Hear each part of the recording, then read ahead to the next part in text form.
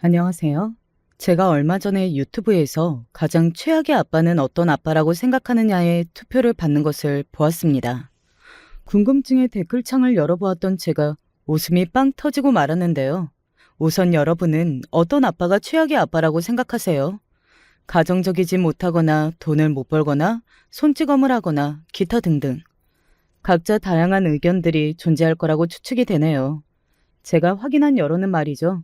생각지도 못한 답변이 지지를 받고 있었는데 그건 바로 보증서는 아빠라는 것이었습니다. 그 다음으로 바람 피우는 아빠가 공감을 많이 받고 있었고요. 와, 보증이라니 예상 못한 것이었는데 그 의견이 많은 공감을 얻고 있는 상황을 보고서 머리가 띵해지더니 입에선 기가 막힌 웃음이 계속 흘러나왔습니다. 이런 걸 보면 사람 사는 거 다 거기서 거기라는 소리가 왜 있는지 알겠구나. 단도직입적으로 말씀을 드려보자면 저희 아빠가 보증을 서주셨던 분입니다. 친형제처럼 지내시던 분을 위해서 보증을 서주셨었고요. 그때 어머니도 대체로 동의를 하셨다고 해요. 다른 사람도 아니고 석균 씨는 거의 가족이라고도 할 수 있는 사이잖아. 이런 순간에 외면을 할 수는 없지. 그러기에는 너무 어렵지. 당신이 보증을 서주겠다는 거, 그래서 나는 이해를 해. 나도 이런 순간이 올 거라고는 생각 못했고, 기분이 되게 이상한데, 솔직히 말을 해보자면, 이미 마음으로는 석균이 녀석한테 보증을 서주고도 남았어. 아휴, 지금 모르는 척하면 석균이하고 의리, 인연, 이런 거 다 끝나는 거고, 나도 두 다리 뻗고 못 잘 것 같아. 아버지는 이미 보증을 서줄 마음을 잡수신 상태였고요. 그때 아주 의외의 인물이 반대표를 던졌습니다. 보증? 보증이요? 그거 되게 안 좋은 거라고 하던데? 맹랑한 목소리의 주인공은 바로 제 친정 언니였습니다. 부모님은 난처해지셨죠. 가연아, 남도 아니고 석균이 삼촌이잖아. 우리 가연이도 석균이 삼촌 잘 알지? 엄마, 제가 그 삼촌을 아는 게 지금 무슨 상관이에요? 보증 그거 하면 안 돼요. 은행만 좋은 거라고 했어요. 아니, 그러니까 글쎄. 아휴, 그런 소리를 어디서 들은 거야? 모르는 사람이 바보인 거죠. 은행만 손해 안 보고 그거 진짜 이상한 것 같아요. 보증하면 안 돼요. 저는 싫어요. 이미 네 아버지가 석균이 삼촌 도와주려고 보증을 서주기로 결정을 다 해놨는데 가연이 네가 알지도 못하면서 그러면 못 써? 어린이가 애초에 뭘 한다고 말해 언니? 그런 거 아니야. 망하면 어떡할 거예요? 보증 그것 때문에 우리 집이 망하면 엄마가 책임질 수 있어요? 아버지가 해결할 수 있어요? 언니가 목소리를 높이며 떽떽거렸고 이제 어머니는 상대하기 골치 아프다는 듯 한숨을 내쉬며 외면에 들어가셨습니다. 아버지는 뭐 저런 게 다 있냐는 눈빛으로 황당하다는 표정을 지으신 채 당신의 장녀를 가만히 쳐다보고 계셨고요. 아무것도 몰랐던 저는 손가락이나 쏙쏙 빨고 있었던 때였습니다. 아버지는 그 보증을 서주셨고 그리 오래 지나지 않아서 그 친구분은 도망을 갔습니다. 잠적을 해버리셨던 건데요. 그 당시에는 제법 비일비재하였던 야반도주였습니다. 저희 부모님은 야반도주 수법에 넋놓고 당하셔서 하루아침에 망연자실해지셨고요. 두 분이 무어라 말씀을 하지 않으셔도 하늘이 무너질 것 같은 모습을 하고 계셨기 때문에 자식들이 모를 수가 없었습니다. 금세 다 눈치를 챘죠. 아버지의 손이 하염없이 덜덜 떨려왔고 깊은 후회와 원망과 배신감으로 물든 눈빛은 공허하고 무섭기만 했습니다. 어머니는 당신의 가슴을 치면서 원통한 울음과 한숨을 번갈아 쏟아내셨어요. 언니가 분에 찬 눈빛을 부모님을 향해 쏘았다는 대목의 압권입니다. 그러길래 제가 뭘 했어요? 그 말에 아주 모든 것들이 다 들어있었죠. 어린 자식의 말이라고 해서 들을 신용도 안 하고 무시한 것, 그리고 일이 이렇게 됐으니 죽기 살기로 수습하라는 압박까지. 언니의 짜증스러운 외침에는 다 담겨 있었습니다. 저는 소심하게 눈알만 굴리며 앞으로 저희 가족이 어떻게 되는 것인가를 고민하며 걱정하고 있을 뿐이었죠. 언니가 싸가지 없게 쏘아붙여도 차마 부모님이 반박하실 거리가 없었죠.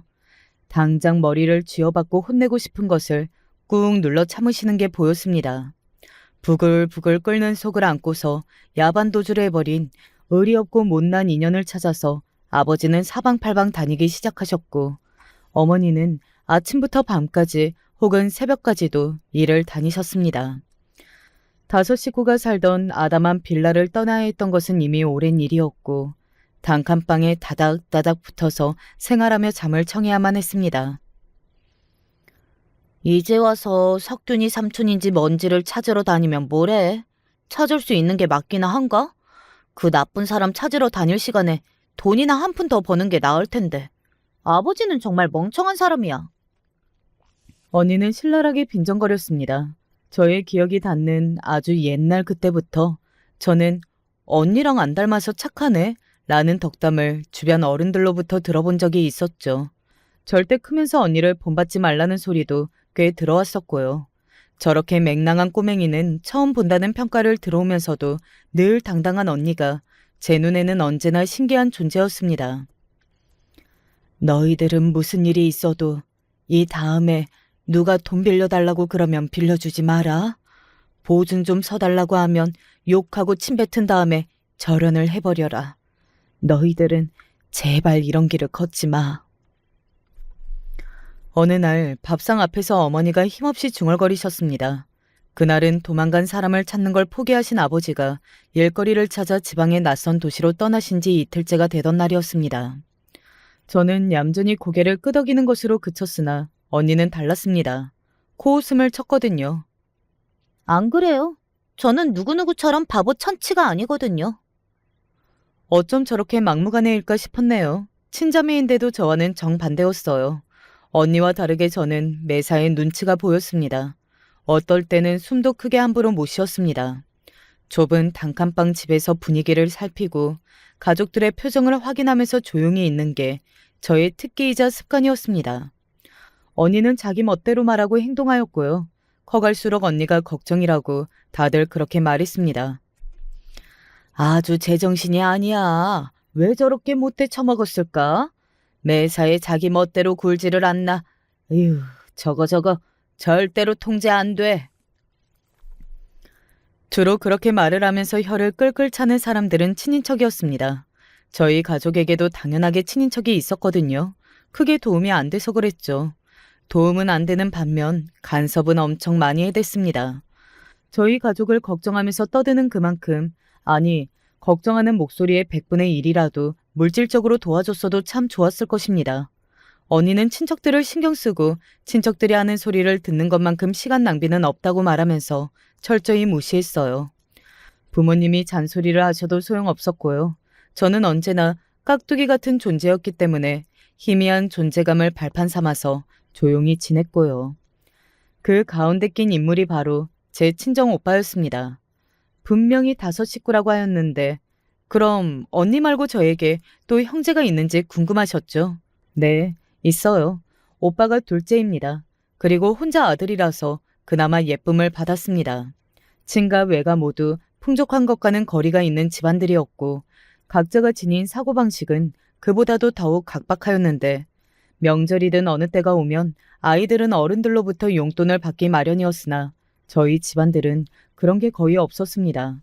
다들 헛기침 한 번씩 하면서 모르쇠로 일관하면 그만이었죠.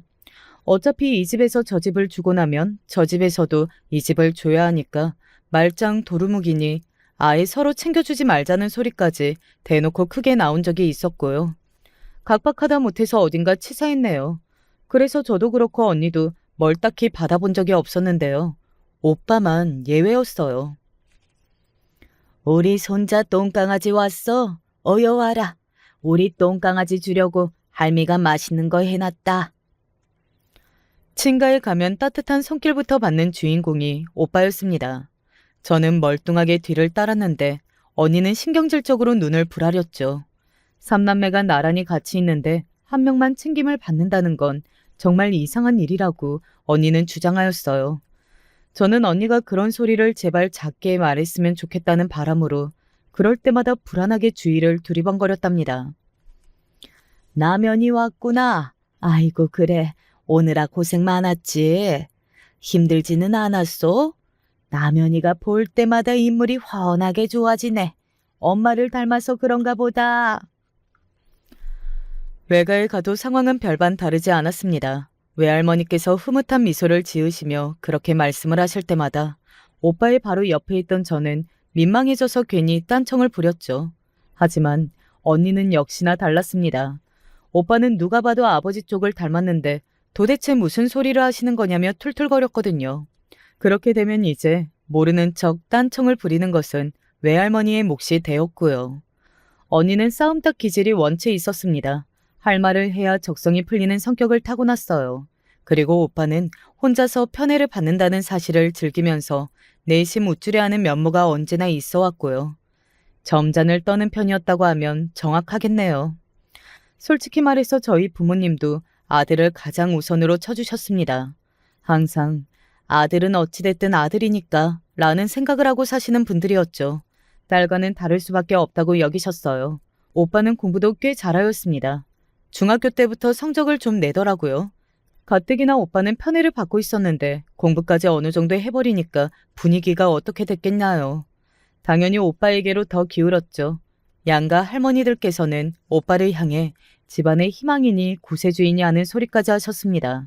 그럴 때마다 저는 오빠의 목에 힘이 들어가고 어깨가 으쓱해지는 모양을 볼 수 있었는데요. 우리 집에는 나밖에 없잖아. 오빠는 그런 소리라 하는 걸 제일로 좋아했었죠. 부모님도 나한테만 기대를 하시고 그러니까 결국 내가 해내야 하는 거야. 정말 고독하다. 아들인 내가 집안을 지탱해야 하는구나. 책임감이 정말 무겁네. 그런 혼잣말을 할 때면 세상에서 가장 우수에 찬 얼굴을 하였습니다. 부모님 앞에서 그렇게 굴기에는 민망하고 언니 앞에서 그랬다가는 죽고 남은 건 저였으므로 오빠는 제 앞에서 중압감에 시달리는 고독한 운명의 아들인 것처럼 말을 하는 걸 즐겨 했습니다. 저는 눈만 얌전히 꿈뻑이면서 모범적인 관객이 되어줬었죠. 계기가 어찌됐든 간에 오빠는 공부를 꽤 하였고 나름 모범생이었으나 언니는 반면 날라리라고 할 수 있었습니다. 학창시절의 머리 스타일부터 범상치 않았어요. 제가 초등학교를 졸업하기 전 겪었던 일화가 한 가지 있습니다.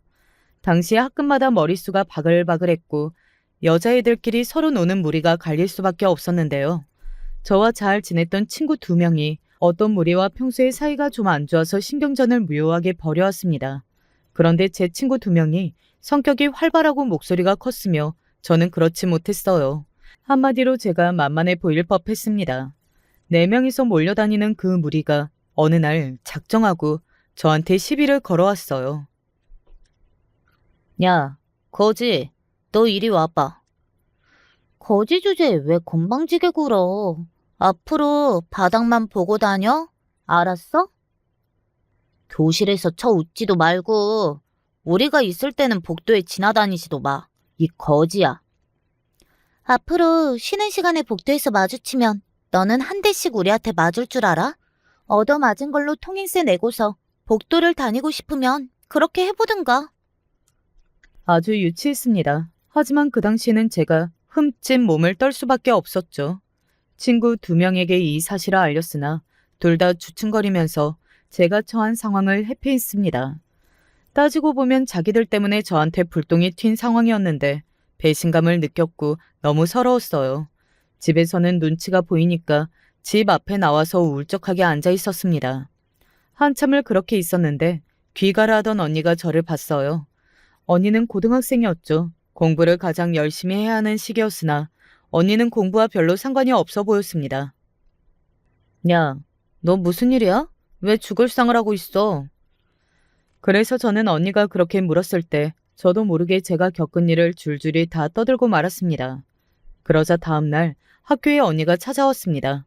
저를 괴롭힌 4명을 색출해냈고요. 너희들 잘 들어라.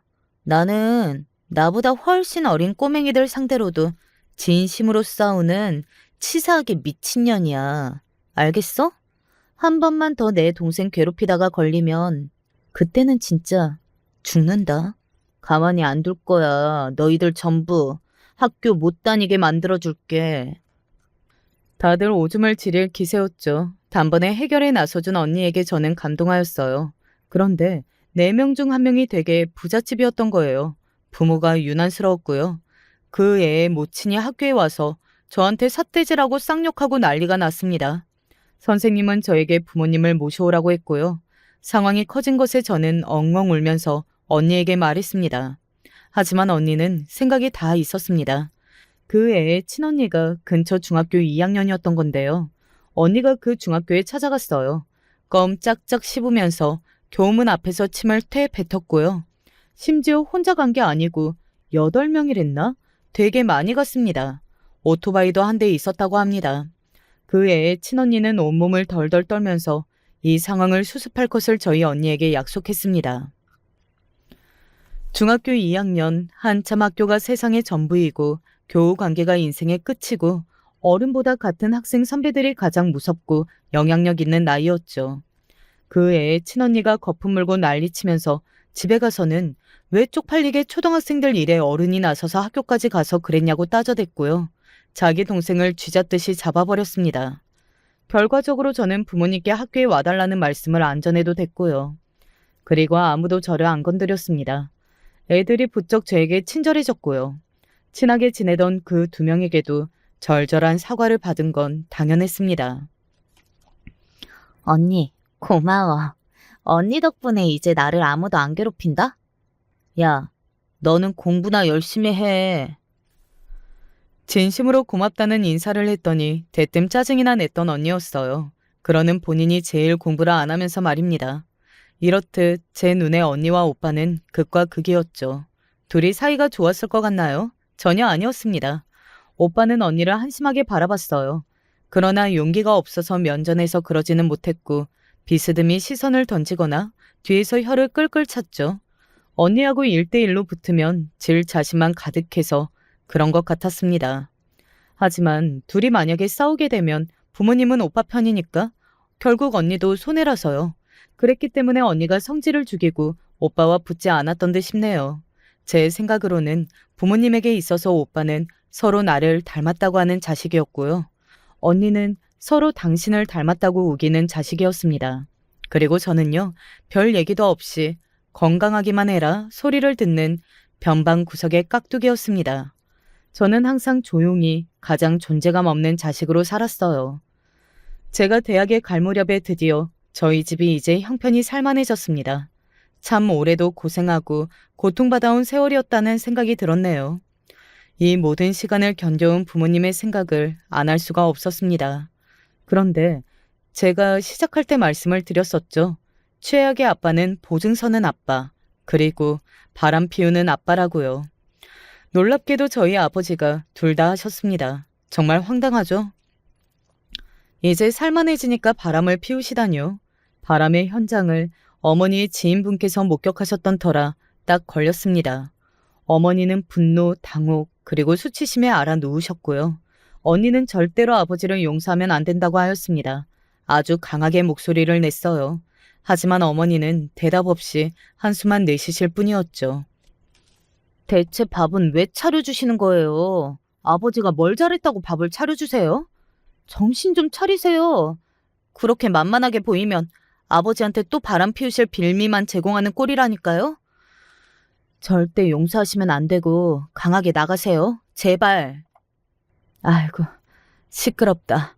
가연아, 내가 네 아버지를 용서 안 하면 그러면 뭐 어떡하니?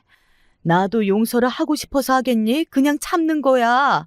참는 게 능사라서 참는 것뿐이야. 웃기시네.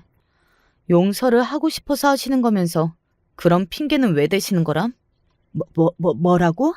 너 지금 뭐라고 그랬니? 어떻게 그런 소리를 해? 바람을 피운 당사자는 아버지인데 그 일로 어머니와 언니가 감정적으로 엄청 싸웠습니다. 언니가 아주 신랄하게 굴었죠. 어머니를 향해 어리석고 나약하다, 옛날 조선시대 여자 같다, 이런 소리까지 다 했습니다. 어머니는 제대로 열이 받으셨고요. 근데 그때로부터 거의 2년이 좀 더 넘어서 아버지가 또 바람을 피우셨습니다. 전에 그 여자는 아니었고 생판 다른 여자였는데 이번에는 대신 만난 지 1년 가까이 된 사이였어요. 더 문제는 활활 타오르는 사랑이었다는 것입니다. 기가 막혔죠. 아버지가 나이가 드시고 대체 왜 그러시는지 알 길이 없었습니다. 어머니는 당연히 충격에 울부짖으셨고요. 그때 언니가 날린 일침이 있었습니다. 그것 보세요. 제가 뭐라고 그랬어요? 제 말이 다 맞죠? 너는 지금 그게 할 소리니? 항상 그랬어. 너는 감정도 없는 것 같아. 내가 괴물을 낳았지. 지금까지 제가 장녀로서 집안의 도리를 다 해왔는데 이러시기에요? 얼씨구 도리는 무슨 우리 착하고 똑똑한 장남이 다 해왔지. 너는 내가 의지할 것도 못 돼. 어머니가 완전히 기분이 상하셨고 언니도 마찬가지였습니다. 모녀 관계가 손쓸 수 없이 틀어져 버리고 있었죠. 아휴, 정말 웃긴 점은 아버지가 결국 이혼하셨다는 것입니다. 그 여자와 살겠다고 하셨어요. 자식들 셋 다 이제 성인이니까 아무 상관없지 않냐고 그러시더군요. 옛날에 빚보증 그거 두고두고 미안할 일이지. 하지만 이젠 다 지난 일이 됐잖아. 그러니까 나는 마음에 짐도 없어. 이제는 후련해. 보증 때문에 얼마나 고생한 세월이었는데 아버지는 후련하다고 평을 하셨습니다. 머리를 한 대 세게 얻어맞은 기분이 들더라고요. 제가 이 정도였는데 어머니는 얼마나 망연자실하셨겠나요?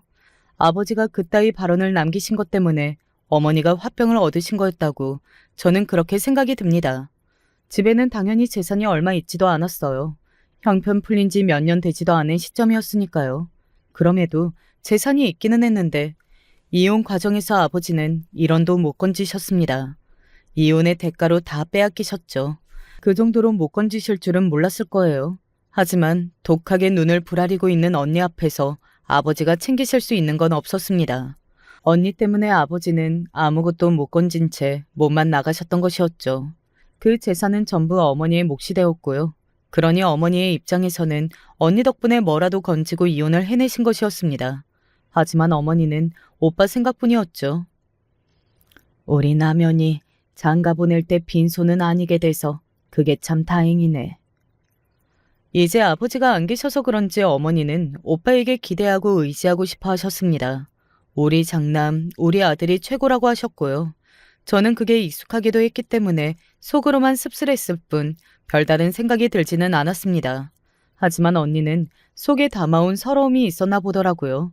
어느 날 네 식구가 모인 가운데 어머니와 이런저런 깊은 대화를 나누다가 오히려 안 좋았던 부분들까지 다 건드리게 된 언니는 폭발하였고요. 이참에 연을 끊겠다고 하였습니다. 그러자 어머니도 질 수 없다는 듯이 그럴 테면 그래 보라고 큰 소리를 치셨고 언니에게 삿대질과 함께 모진 말씀을 다 쏟아내셨습니다. 저는 상황이 너무 심각해진 것에 어쩔 줄 몰라 했고 오빠는 결국 이런 날이 올 줄 알았다고 하면서 어머니를 두둔하며 언니를 비난했습니다. 누나가 진작 우리 집에서 꺼졌어야 했어. 더 이상 어머니를 괴롭히지 말고 당장 꺼져. 아무도 누나를 필요로 한 적이 없으니까. 뭐야?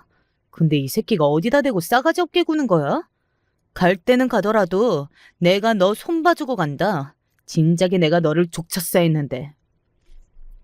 오빠가 으르렁댔지만 언니가 무섭게 눈을 번뜩이며 주먹을 돌리자 으르렁거리던 것은 금세 깨갱 소리로 변했습니다.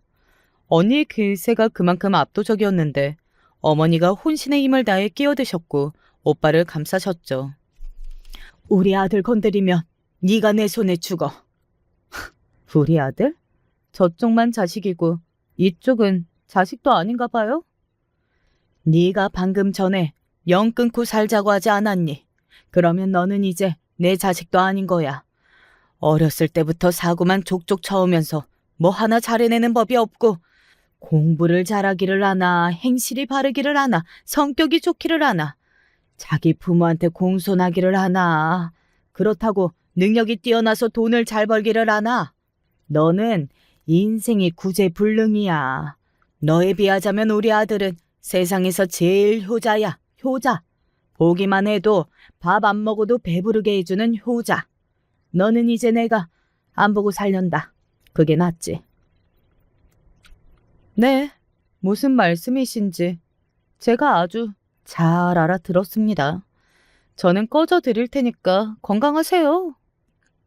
언니가 과장스럽게 허리를 굽혀 인사를 남긴 뒤 이를 아주 뿌드득 갈면서 떠났습니다. 어쩔 줄 몰라 하던 제가 언니의 뒤를 따라 나가보려고 했지만 오빠가 저를 말렸어요. 다현이 너 어디 가냐? 지금 어머니 곁에 있어 드려야지.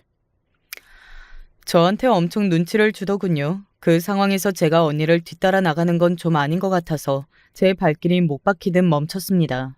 집안 사람들은 다 언니를 욕했어요. 전하에 쌍년이라는 소리까지 나오는 것을 제가 들었습니다. 배응만득한 것도 정도가 있는데 그건 완전히 지나쳤고 선을 넘었다면서 어머니가 언니 때문에 평생 욕보고 사셨다고 말씀들을 하시더군요. 외가에서는 아버지를 닮아서 언니가 그런 거다. 쌍으로 제정신이 아니다. 피가 그렇다는 얘기도 있었고 반면에 친가에서는 저희 집 일이라면 이제 머리 아프니까 듣고 싶지 않다고 하면서 오빠가 장가 들고 애기 낳고 이러는 소식이나 들려오면 좋겠다고 하였습니다. 제법 모범생이었던 오빠는 대학도 그럭저럭 잘 갔고 취업도 그럭저럭 잘 했습니다. 4년제 대학을 나온 오빠와는 달리 저는 전문대를 졸업해서 계약직으로 일을 하고 있었고요. 명실상부 오빠가 집안의 기둥이었죠. 그런 오빠는 어머니를 모시고 살 여자하고 결혼을 하면서 크게 효도를 하였습니다. 새언니는 스스로를 가족의 정에 목이 마른 사람이라고 하였습니다. 제가 5년 정도 친척 집에 전전하면서 산 적이 있었거든요. 그때 얼마나 눈칫밥을 먹으면서 지냈던지 몰라요. 그 시절에 겪었던 일들, 그 서러움은 죽을 때까지 못 잊을 거예요. 저는 그 소리를 들을 때까지만 해도 잠시나마 새언니가 저와 비슷한 사람이지 않을까 싶었어요. 눈칫밥을 먹었다는 대목에서 그렇게 느꼈습니다. 그놈의 보증이 뭐라고. 보증을 잘못 서지만 않았어도 저희 집이 그렇게 고생하지도 뿔뿔이 흩어져 살지도 않았을 것 같네요. 그렇게 살다 보니까 서로 힘들고 고생한 것만 남아있고 끈끈한 애정이나 유대감 같은 게 없더라고요. 각자 도생이었죠. 만약에 죽이 되든 밥이 되든 저희 식구들끼리 어떻게든 같이 살고 뭉쳤으면 어땠을까. 저는 그런 슬픈 상상을 자주 해본답니다.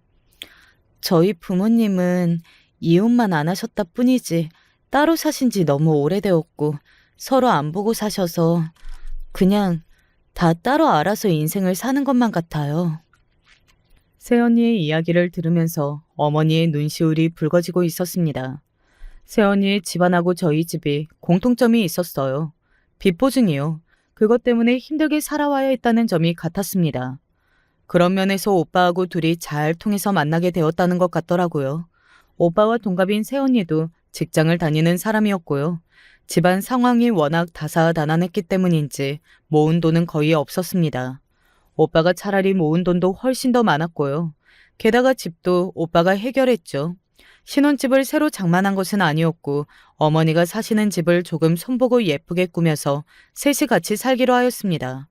오빠, 새언니 부부가 어머니를 모시고 사는 것이었죠. 내가 두 눈 똑바로 뜨고 내 발로 어디든 걸어다니고 정신 멀쩡하고 이렇게 살 세월이 앞으로 얼마나 더 있을까 싶다. 내 생각이지만 그렇게 오래 못 버틸 것 같아. 내가 멀쩡한 이때에 너희한테 도움을 줄 수 있는 대로 다 주면서 그렇게 살고 싶구나. 어머니는 맞벌이를 하며 지내는 오빠 새언니 부부를 위해서 열심히 하겠노라고 그런 말씀을 해주셨어요. 요컨대 집안일은 당신이 다 하시겠다는 것이었죠. 아이가 생기고 태어나면 돌보고 키우는 것도 맡아서 하신다고 그러셨고요. 어머니, 정말 감사드려요. 이런 집안에 시집 온 게 제 인생에서 최고의 행운이라는 생각이 드네요. 나야말로 이런 며느리를 얻게 돼서 고맙지. 내 마음이 그냥 편해. 비록 내가 딸로 삼을 수는 없겠지만 딸처럼 여기는 며느리, 내가 그렇게 앞으로 대해보도록 노력을 해보마. 잘 부탁한다. 어머님, 말씀만으로도 정말 감사해요. 어머님 같으신 분 아래서 자식들이 잘 자랄 수밖에 없었던 것 같아요. 어머님이 진짜 제 어머니이셨으면 좋았을 거예요.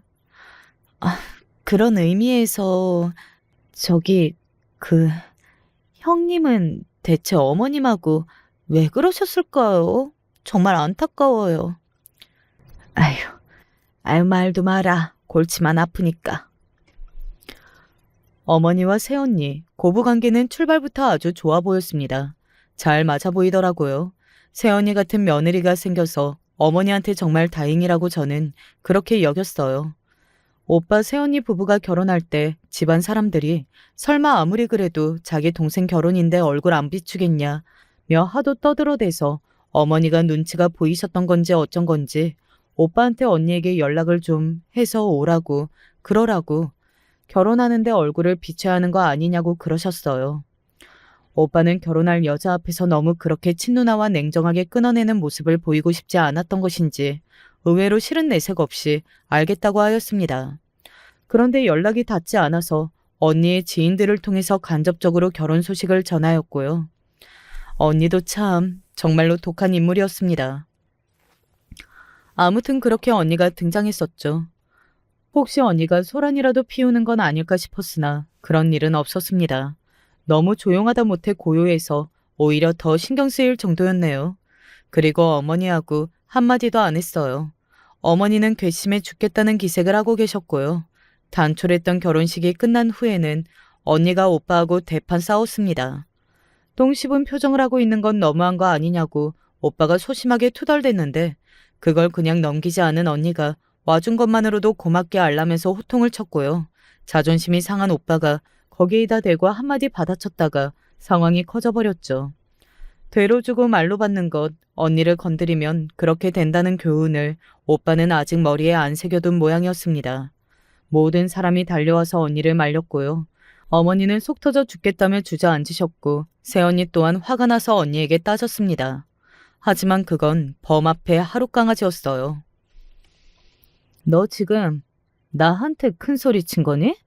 어디서 멋대로 눈가를 그렇게 떠? 네? 아니, 그게 아니고요.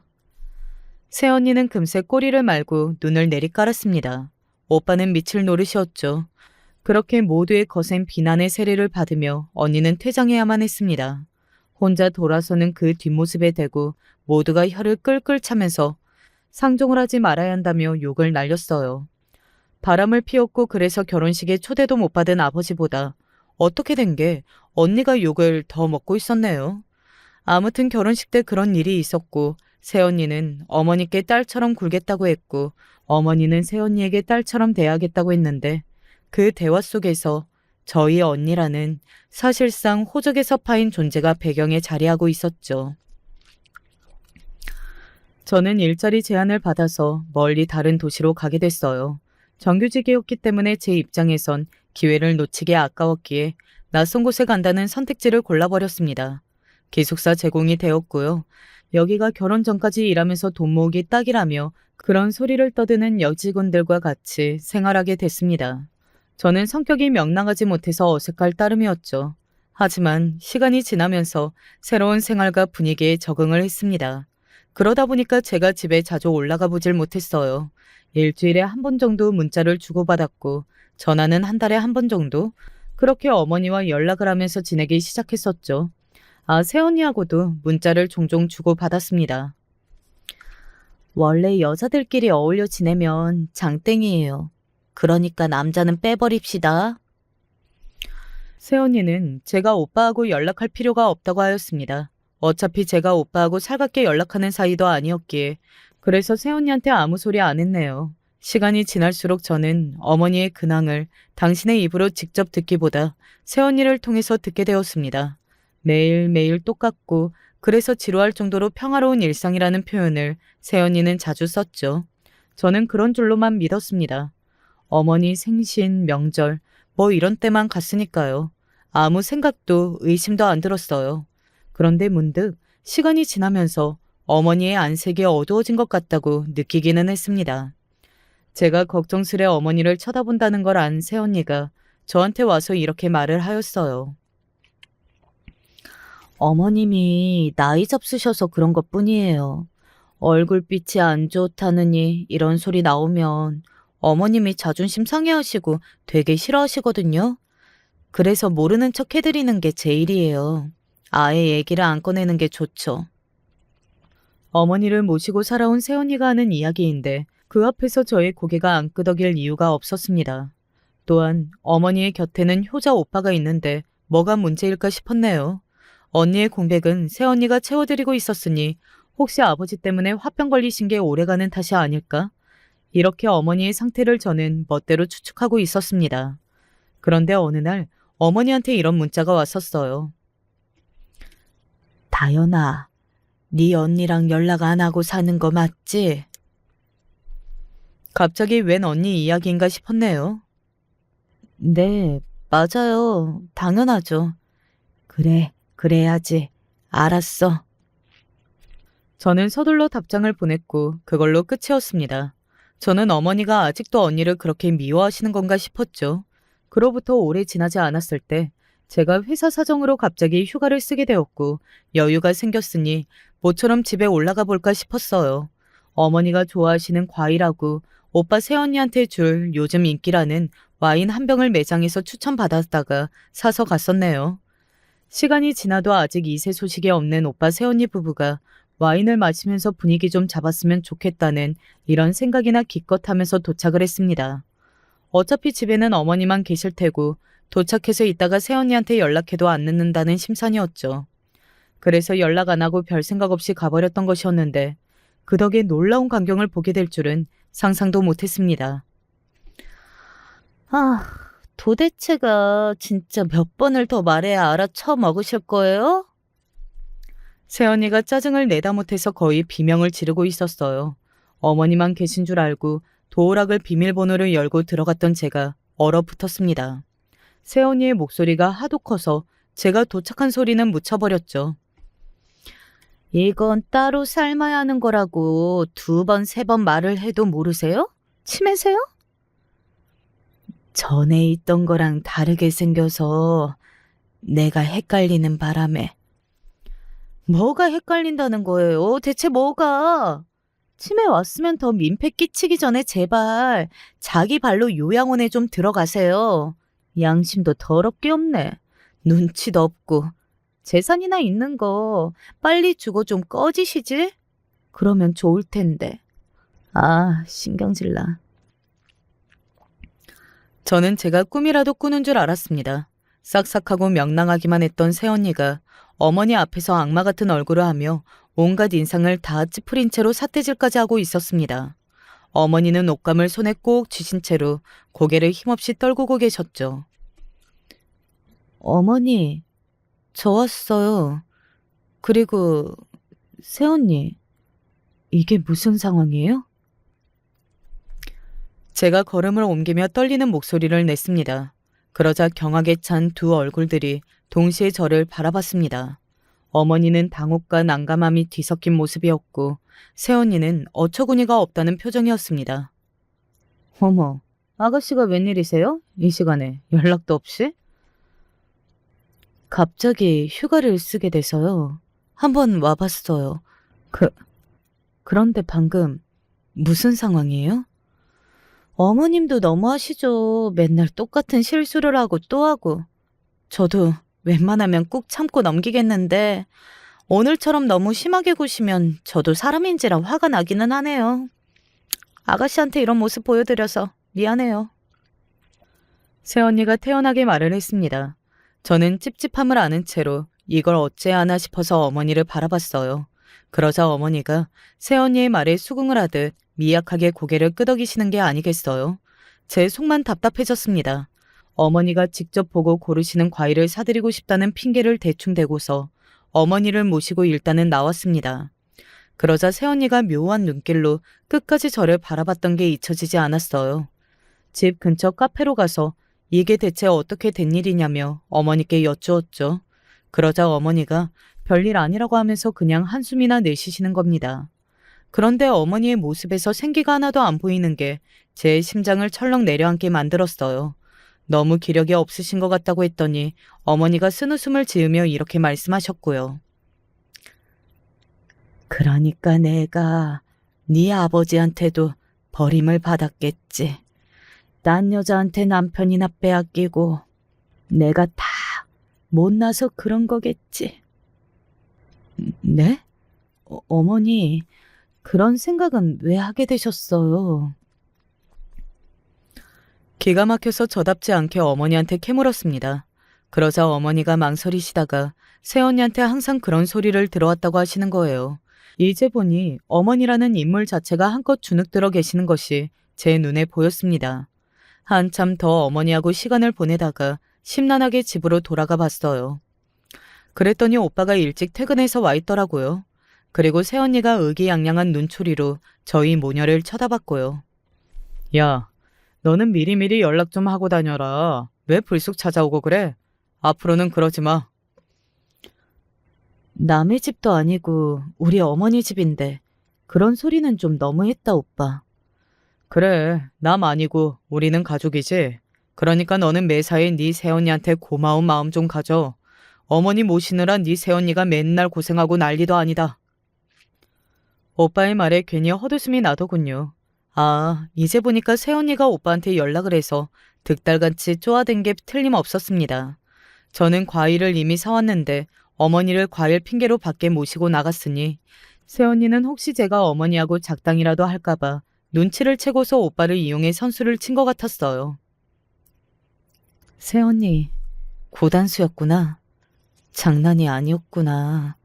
지난 세월 어머니가 며느리의 귀에 조금씩 그러니까 확실하게 놀려오신 거였구나. 그래서 지금 이렇게 꼼짝 못하게 되신 거였어. 이 집에 사는 세 사람 중에서 새언니가 단연 서열 1위인 것 같았습니다. 평온한 미소 뒤에 진면목을 감춘 채로 저를 바라보고 있는 것에 소름이 돋았어요. 그리고 저는 새언니에게 상대가 안 되었습니다. 그것을 새언니 또한 아주 잘 알고서 태평한 것 같았어요. 잠은 친구네 가서 자겠다고 했더니 어머니가 저를 쳐다보셨고 그런 어머니를 새언니가 다시 쳐다봤습니다. 네, 아가씨. 그러는 편이 좋겠어요. 그쵸, 어머님. 그치, 여보. 그래, 다연이 편한 대로 해라. 친구 집에 가서 재미있게 노는 게 낫지. 새언니가 크게 외치자 어머니와 오빠가 차례로 대답했습니다. 어머니는 시선을 바닥에 두고 계셨고요. 저는 한숨을 쉬며 밖으로 나와서는 고민하다가 어디론가 연락을 했습니다. 언니, 내가 확인해 봤는데 어머니가 아무래도 새언니 때문에 힘들어지신 게 맞는 것 같아. 기운이 하나도 없으셔. 오빠는 새언니 말이라면 대꾸도 못해. 뭐? 좀 더 자세히 말해봐. 네가 보고 들은 것들, 그리고 지금까지 생각해온 것들. 나한테 다 알려줘. 상대는 다름 아닌 저희 언니였습니다. 아무도 모르게 저는 언니와 가끔 연락을 주고받으며 살고 있었던 거예요. 왜냐하면 다른 누가 뭐라고 하든 저에게 언니는 유일한 존재였기 때문입니다. 언니가 원체 사회성이 부족해서 겉으로는 막무가내의 성격이 더러운 걸로 보이지만 사실 그 속내는 그렇지 않다는 걸 저는 알고 있었습니다. 은근히 칭찬받는 것에 수줍어하는 사람이 언니였으니까요. 저를 통해서 어머니의 근황을 들어왔던 언니는 새언니의 만행을 듣고서 제대로 그 성질머리가 발동해버렸습니다. 이튿날 그런 것 따위 언니에게는 적용 안 됐어요. 언니는 당장 움직이는 사람이었습니다. 당장에 출동하겠다는 언니를 이제 저도 말릴 수 없었고 될 대로 되라는 심정이었네요. 늦은 시각 언니는 거칠게 문을 열어젖히고 집 안에 들어섰습니다. 저는 뒤에서 조용히 뒤따라 들어갔고요. 깜짝이야. 누나? 어떻게 된 일이야? 다현이 네가 설마 누나 데리고 왔냐? 잠옷 차림에 오빠가 소스라치게 놀랐고 언니는 거침없이 다가가서 싸대기부터 날렸습니다. 얼마나 세게 때렸던지 오빠의 고개가 완전히 옆으로 돌아가 버렸고 어머니와 새언니가 기겁하며 다가왔어요. 그러자 언니는 새언니의 머리채를 잡아 흔들었죠. 형님, 갑자기 나타나셔서 이게 뭐 하는 짓이에요? 야, 네가 뭔데 우리 어머니한테 함부로 굴어? 뭐, 치매? 요양원? 재산이나 주고 꺼지라고? 감히 그딴 개소리를 짓거려? 너 오늘 내 손에 죽었다. 어머님하고 사이도 안 좋으시잖아요. 절연했잖아요. 근데 왜 이러세요? 그렇다고 해서 니까짓게 아무렇게나 구는 걸 용납할 수 있는 건 아니거든? 어머님, 좀 말려보세요. 이거 다 오해잖아요. 그리고 당신, 지금 뭘 가만히 있는 거야? 이러다 나 진짜 머리털 다 뽑히겠어. 새언니가 처절하게 비명을 질렀으나 언니는 가차 없었습니다. 완전히 압도적이라서 새언니는 상대도 안 됐어요. 발을 허우적거리는 게 전부였어요. 오빠는 언니가 무서워서 적극적으로 말리지도 못했고요. 새언니는 어머니를 향해 얼른 오해를 풀어달라고 계속 외쳤죠. 그러자 어머니는 새언니를 보며 오히려 다른 말씀을 하셨습니다. 네가 나한테 항상 그랬지. 내가 못나서 남편한테도 버림받고 큰딸하고도 척을 친 거라고. 그런 소리를 맨날 들으니까 사람이 참 작아지더라. 그리고 사사건건 네가 트집을 잡으며 오만 잔소리를 날려대고 매사에 내 탓을 하니까 모든 게 내 잘못이고 나는 이런 것 하나 제대로 못하는 여자 같아서 시간이 지날수록 움츠러들더라. 그렇게 되더라. 내가 믿고 의지해온 아들조차 시어머니 모시고 사는 젊은 며느리 찾아보기 힘들다. 복 받으신 거니까 무조건 고마워하며 사셔라. 이런 말만 앵무새처럼 해대니까 나는 점점 설 자리가 없어졌어. 얼마나 매일매일이 무기력하고 우울하던지 내가 그렇게 될수록 너는 기세 등등해졌고 이미 잘못된 길을 한참 지나온 것을 나도 알았으나 알았다고 해서 바뀔 게 없으니까 어찌할 바를 몰랐어. 어머니가 고든 눈빛으로 힘을 주어 말씀하셨으나 덜덜 떨리는 손이 그간의 고생과 많이 약해진 심신을 대변하고 있었습니다. 그런데 다연이가 내 말을 들어주고 큰딸 가연이가 나를 위해 나서주는 걸 보니까 내가 정신이 번쩍 든다. 이 못된 거사. 어머니의 외침에 새언니는 얼이 빠져버렸습니다. 그리고 저희 언니는 대미를 장식하듯 새언니를 발로 차서 거실 바닥에 나둥그러지게 만들고는 후련하다는 듯이 피식 웃었어요. 저는 슬그머니 어머니의 곁으로 가서 부축을 해드렸고요. 엉망이 된 몰골로 저희 세 사람을 살피는 새언니의 눈길이 불안해 보였습니다. 오빠는 엉거주춤 대충 사과로 상황을 수습하려고 하다가 언니에게 또 혼이 났고요. 새언니에게 가세를 해서 어머니를 더욱 고립시키고 그래서 여차하면 빨리 요양원 같은 데로 보내버리자고 했던 오빠가 정말로 못나 보였습니다. 언니는 지치 않은 사람이 아니었죠. 두 사람을 보고 당장 나가라고 하였어요. 이 바람에 어딜 가냐면서 오빠 새언니 부부는 경악했으나 언니는 눈 하나 깜짝 안 했습니다. 여기 우리 어머니 명의로 된 집이거든? 너희들 집도 아닌데 왜 이렇게 당당해? 그간 착각 속에서 살아왔나 봐. 꼴 보기 싫으니까 당장 꺼져. 보로령에 놀란 두 사람이 도망치듯 나가버렸고요. 남겨진 세 모녀가 서로를 바라보았습니다. 그리고 저는 제가 한 걸음 물러나줘야 할 때라는 걸 직감하고는 어머니와 언니를 소파에 앉히고는 천천히 따뜻한 차를 끓이러 걸음을 옮겼습니다. 어머니와 언니는 한참이나 서로 조용한 목소리로 대화를 나누었죠. 그 끝은 눈물이었습니다. 제가 끓여낸 차보다도 훨씬 더 따뜻한 눈물이었을 거예요. 눈물로 화해한 두 사람이었습니다. 그리고 어머니는 그 자리에서 솔직하게 그동안의 속내를 밝히셨는데요. 날카롭게 말을 하는 언니의 태도가 줄곧 야속하기는 했으나 사실 그 말들이 다 틀린 소리가 아니었다는 것에 항상 자존심이 상했던 거라고 하셨어요. 새언니와 살면서 점점 더 주눅이 들어가고 외로울수록 언니 생각이 많이 나셨다고 했습니다. 언니와 계속 연락을 이어왔던 저를 어머니가 개운한 얼굴로 칭찬해 주셨네요. 그 후로 많은 게 바뀌었어요. 오빠 새언니 부부는 우선 단기 월세부터 구해서 나갔죠. 월세가 단기 계약이니까 이거 계약 기간 끝나기 전에 화 풀고 연락 주세요. 네? 오빠가 그런 소리를 남겼다는 것 자체가 아직 반성을 덜한 모양이었습니다. 새언니는 저희 언니가 너무 무서웠던 것인지 아직 충격과 공포가 가시지 않는 기색으로 조용히 짐만 싸서 나갔을 뿐이었고요.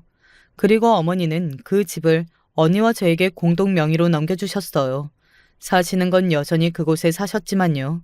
저희 자매가 자주 들락날락거려서 오빠하고 새언니는 방문조차 조심스럽게 됐습니다.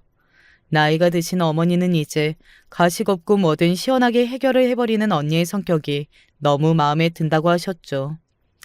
바람이 난 상대와 재혼을 하셨던 아버지는 결국 이혼을 또 하셨는데요.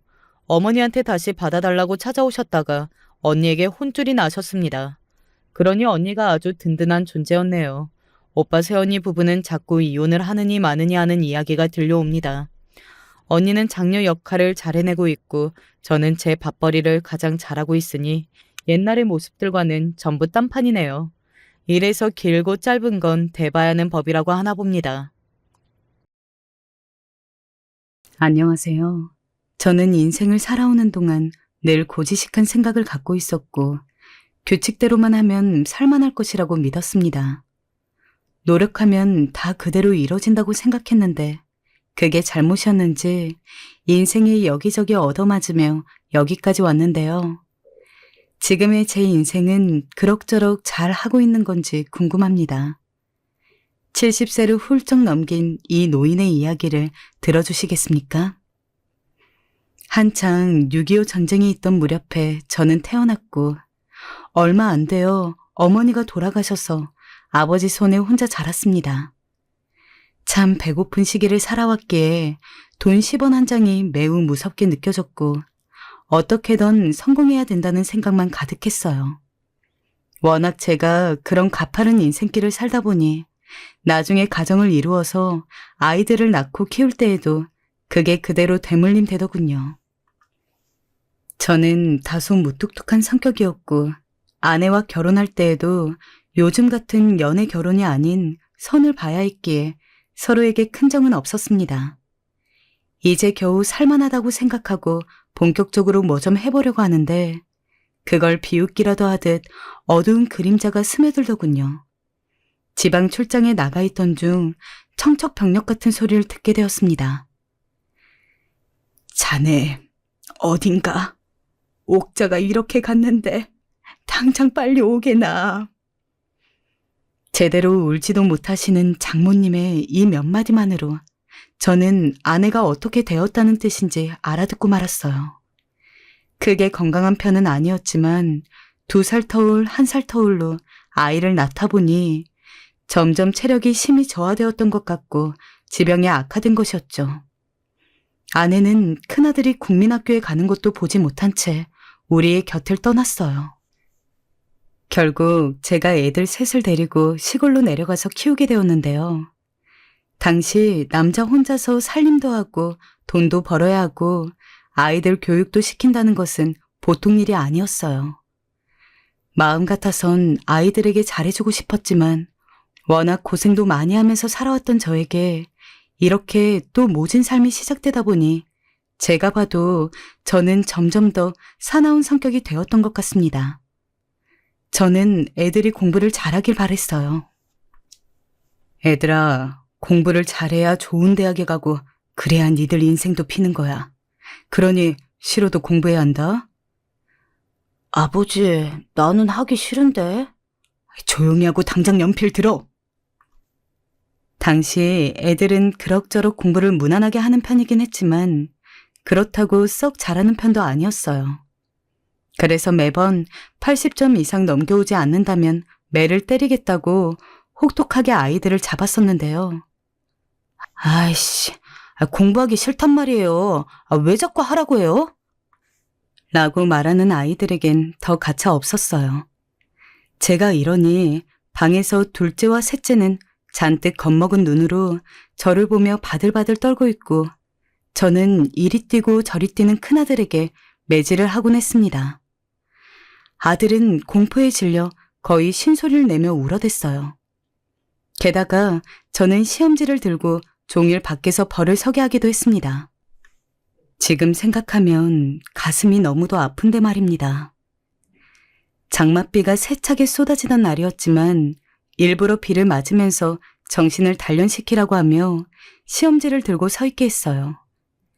자기 오빠가 자기 형이 불쌍하게 느껴졌던지 나머지 애들이 제 다리를 붙잡고 애원하더군요. 아버지, 형아, 한 번만 용서해 주세요. 한 번만요. 됐다. 니들은 가서 공부해. 무시 안 당하고 살려면 공부밖에 없다고 아버지가 얘기했잖아. 네, 알겠어요. 아이들에게 따뜻하게 대해주고도 싶고 좋은 말도 해주고 싶은데 공부를 못하는 아이는 좀처럼 용서가 안 되더군요. 얼른 좋은 학교도 보내야 하고 무시 안 당하며 살게 하기 위해선 이런 성적으론 턱도 없어 보였고 내 고생을 더 힘겹게 하는 것 같아 큰아들이 마냥 미웠던 것 같습니다. 한마디로 제 화를 아이들에게 푼 것이나 다름없었어요. 다음 날 그런 가혹한 벌을 받은 큰아들은 펄펄 열이 끓어 넘치듯 온몸이 뜨거웠어요. 아비로선 미안하고 죄스러웠지만 차마 용서해달란 말이 나오지 않았습니다. 사내 자식이 그것 가지고 앓는 소리 좀 하지 마. 저리 가서 공부나 해. 제 말에 퉁퉁 부은 눈으로 절 쳐다보지도 못하고 끙끙거리던 큰아들은 몸을 더 웅크렸습니다. 당시 저는 제 뜻대로 대워주지 않는 아이들이 도통 이해가 가지 않았고 감정적으로 미운 마음이 들어 매번 술을 마시고 혼을 냈던 날들이 많았습니다. 가끔 옆집 이웃들이 뛰어들어와서 말릴 때도 있었어요. 아니, 그만 좀 해. 애들 아주 쥐잡듯이 잡네. 공부 좀 못할 수도 있고 부모 말 좀 안 들을 수 있지. 대체 왜 그래요? 무슨 애들이 물건도 기계도 아니고 적당히 좀 하셔요. 왜 그쪽은 남 가정사에 신경 쓰는 거요? 괜히 오지랖 떨지 말고 본인 일 보세요. 참나 어이가 없어서 원. 옆집에 홀로 사는 아줌마가 한 명 있었는데 아이들을 마냥 귀여워해 주시는 분이었어요. 애들이 매일 기가 죽어 땅만 쳐다보고 다니자 그게 안쓰러웠는지 저에게 한 번은 크게 호통을 치더군요. 아줌마까지 저러실 정도였으니 다시 생각해도 아이들에게는 인정사정 없이 공포스러운 아버지로 기억되었을 것 같습니다.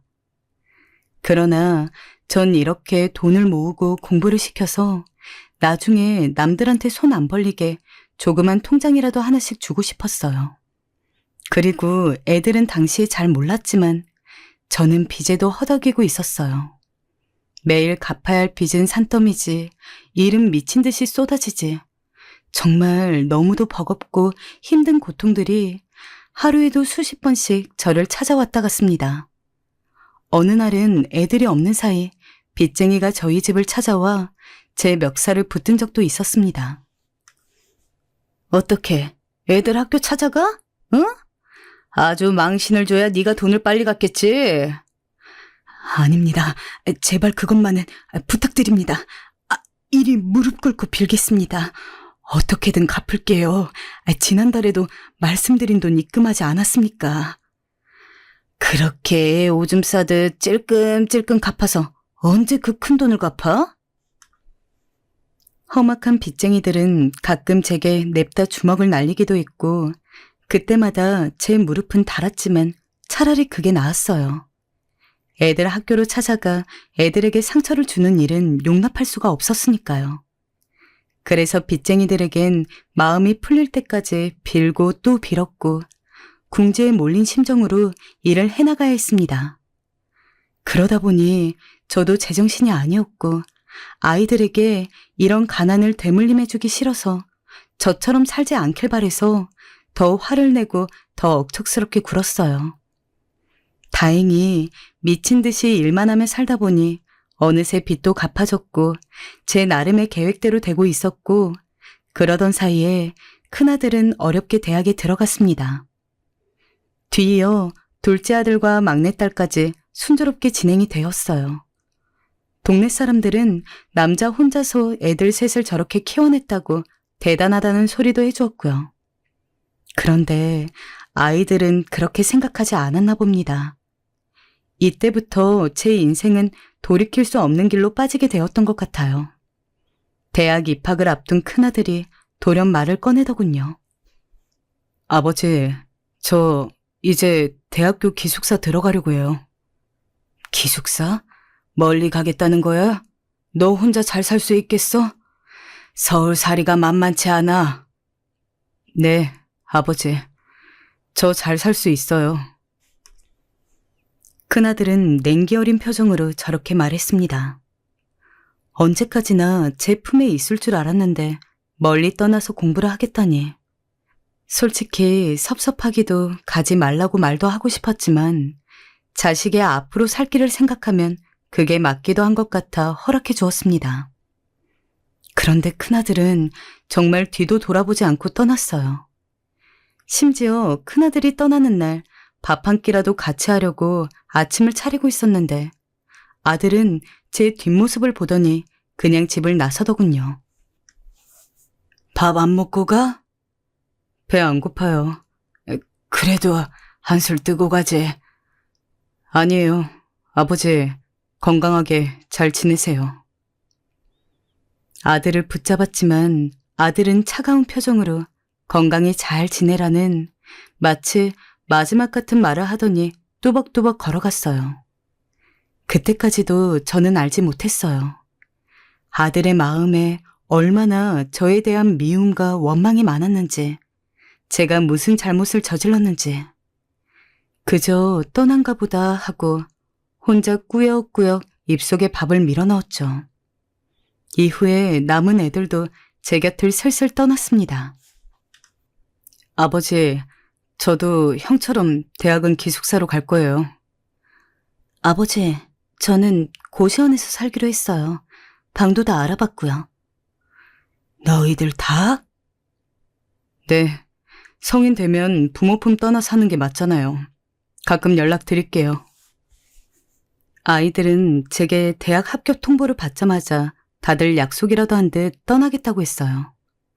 아비로서 길을 막을 순 없었지만 솔직히 한 명의 자식이라도 남아있길 바랬기에 붙잡아 보기도 했습니다. 고시원비도 있을 텐데 그럴 바에 여기서 통학하며 다니는 게 낫지 않겠어? 아니요, 저는 나가서 따로 살고 싶어요. 그나마 조금은 제게 서글서글 대해주었던 딸이 강경하게 저리 말하자 저는 바로 붙잡길 포기했습니다.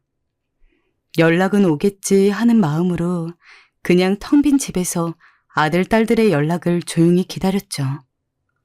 허나 처음엔 조금씩이라도 왔던 연락이 언젠가부터는 서서히 끊기는 것이었습니다. 당시 이웃들이 그냥 안부차 던지는 말은 비수가 되어 제 마음에 콕콕 꽂혔습니다. 아니, 김씨네 애들은 아무리 그래도 그렇지 왜 한 명도 자기 아버지한테 안 와보는 거야? 아이, 기숙사 간다고 하고 간 게 벌써 몇 년이에요.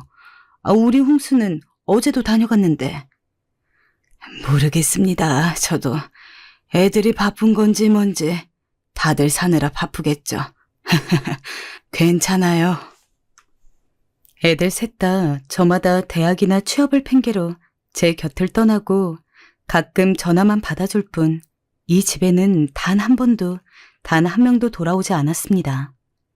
이렇게 몇 년이 지나다 보니 서운함과 분노가 뒤섞이기도 해서 몇 번이나 큰아들에게 전화했더니 어느 날은 아들이 술에 취한 목소리로 매섭게 쏘아붙였어요. 전 그 말을 들은 순간 얼음장처럼 굳어버렸죠.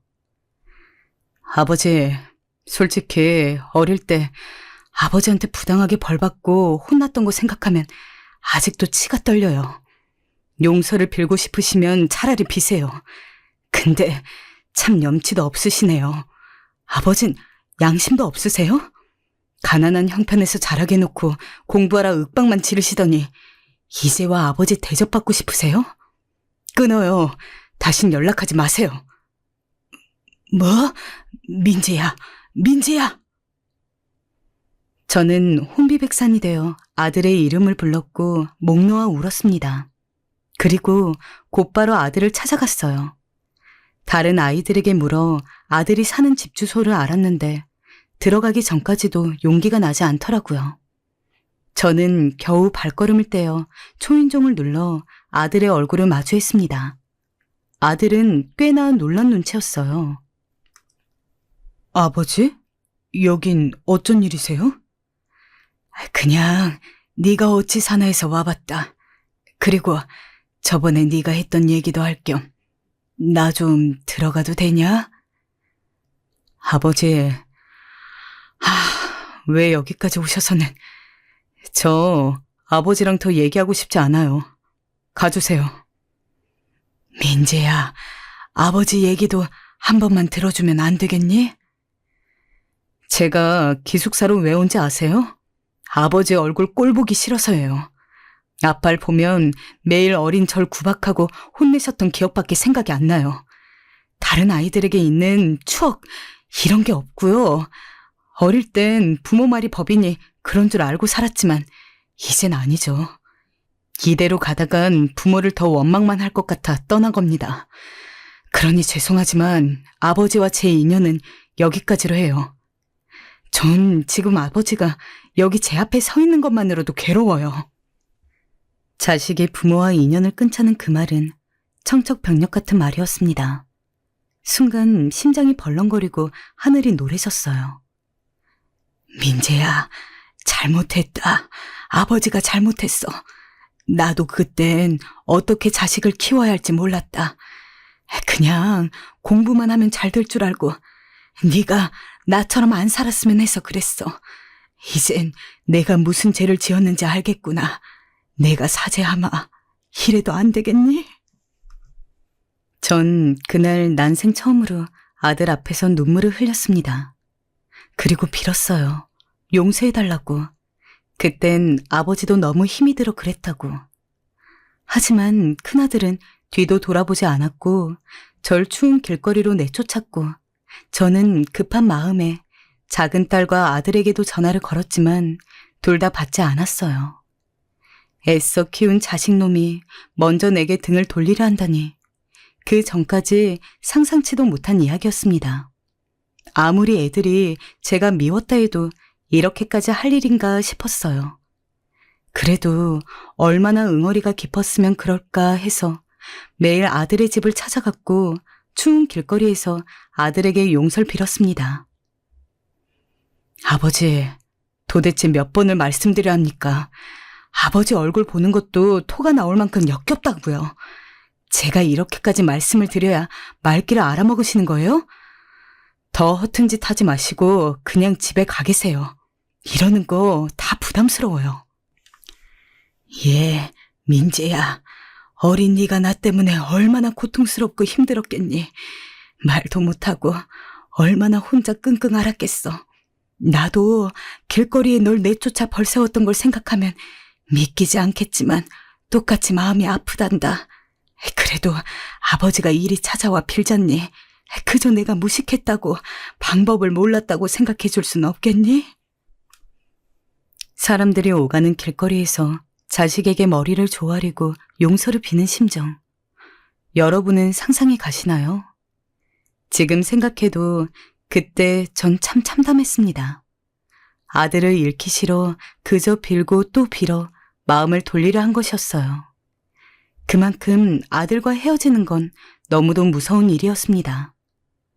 그 후에도 정말 밤새도록 아들이 받을 때까지 계속 전화를 걸었지만 나중에 전화가 꺼져버렸고 며칠 뒤에는 번호가 바뀌어버렸어요. 큰아들뿐이 아니었어요. 다른 아이들에게도 전화를 하니 아버지, 왜 귀찮게 자꾸 연락해요? 형이 받기 싫다잖아요. 냅두세요. 하곤 연락을 받지 않았습니다. 이제 애들과 연결될 수 있는 창구는 완전히 끊겨버린 셈이었고 저는 그날 분노와 서러움, 후회, 통안에 딥싸여 얼마나 울었는지 모릅니다. 어머니가 돌아가셨을 때에도 아내가 먼저 죽었을 때에도 그렇게까지 울진 않았습니다. 하지만 아이들로부터의 단절은 생사를 뜯는 것처럼 괴롭더군요. 어느덧 시간은 흘러 수년이 지나갔고 저는 그저 그렇게 멍한 날들을 보내며 가끔씩 애들의 어린 날 모습을 꿈을 꾸면서 살아가고 있었어요. 어쩜 이렇게 내 신세가 처량한 건지 이제는 화도 나지 않던 차에 오후쯤 낯선 번호로 전화가 걸려왔습니다. 이 전화를 받고 제가 얼마나 주인을 만난 강아지 마냥 동동 뛰었는지 몰라요. 정말 도무지 믿을 수가 없었기에 몇 번이나 얼굴을 꼬집었는데요. 아버지, 저예요, 민재. 잘 지내셨어요? 뭐라고? 민재, 민재냐? 아이고, 세상에. 실로 10여 년 만에 큰아들이 먼저 저에게 전화를 걸어온 것이었습니다. 네가 전화를 다 해주고 고맙구나. 그간 어찌 지낸 거야? 전 대학 졸업하고 취직했고요. 지금은 조그만 사업을 하고 있어요. 잘 지내셨죠? 여전히 목소린 차가웠지만 그래도 마음이 풀려 저에게 연락을 해준 자체로 너무 고맙기도 하고 미안했어요. 그런데 얘기를 들어보니 그새 결혼도 했다고 하더라고요. 순간 가슴이 시큰거리며 말할 수 없는 서운함이 밀려왔습니다. 결혼을 했다고? 그랬구나. 네, 아버지. 저도 너무 바빠서 알릴 새도 없었어요. 아시다시피 아버지에게 제가 그간 쌓인 게 좀 많았잖아요. 그래도 언제 한번 애들 데리고 갈게요. 그래, 알겠다. 고맙구나. 밥은 잘 먹고 다니는 거지? 모르는 새에 나한테 며느리도 있고 손주도 있었다니. 아들 입장을 생각해보면 분명 잘된 일이기도 했지만 이런 일을 아비인 저에게 알리지도 않고 했다는 것이 참 쓰리더군요. 나머지 애들은 아직도 저를 볼 생각을 안 하는 것 같은데 저에게 해결할 숙제가 많이 남은 것 같은 생각만 들었습니다. 네. 근데 아버지, 제가 다름 아니고 전화드린 건 사업 문제 때문이에요. 저도 자식이 있고 좀 잘 되어야 하는데 시원치가 않아서요. 아무래도 저도 회사원으로만 있다가 처음 사업을 하다 보니 도움이 많이 필요하네요. 저 좀 도와주실 수 있죠? 듣자 하니 최근에 손댄 사업이 있는데 잘 안 풀리고 자금이 부족하다는 것이었습니다. 금액을 들어보니 제가 너끈히 대줄 수 있는 정도였어요. 아버지가 주마. 저는 아직도 꿈같은 이 상황을 놓칠 수가 없어 어릴 적 자식이 내미는 손들을 쳐버렸던 지난 날들을 떠올리며 얼른 대답했어요. 애들 셋 이름으로 만들어둔 통장은 여전히 손도 대지 않고 그대로 있고 거기서 일부 조금 떼주는 건 문제도 아니었어요. 애비가 뭐든 도와줄 테니 언제든 말해라. 어려워 말고. 알겠지? 아버지, 감사해요. 계좌번호 바로 보낼게요. 그렇게 보내주고 큰아들은 이후로도 추가로 돈이 필요하다며 이따금 한 번씩 전화를 걸어왔어요. 짧게라도 근황을 듣고 용돈인 셈으로 얼마씩 쥐어주면서 내 그간의 죄책감을 조금씩이라도 덜 수 있다면 다행이라고 생각했습니다. 아니, 그렇게라도 아비를 찾아준 게 고마웠습니다. 그런데 인생이란 서서히 망가지기도 하지만 아예 완전히 하루아침에 다 산산조각 나서 부서지기도 하더군요. 어쩌면 제가 외면했던 것일까요? 그날도 여지없이 아들에게 전화가 걸려왔어요. 몇 달째 연락을 하면서 며느리와 손주 이야기를 가끔 듣다 보니 저도 조금은 욕심이 나서 더 얘기를 듣고 싶고 얼굴도 한번 봤으면 좋겠더군요.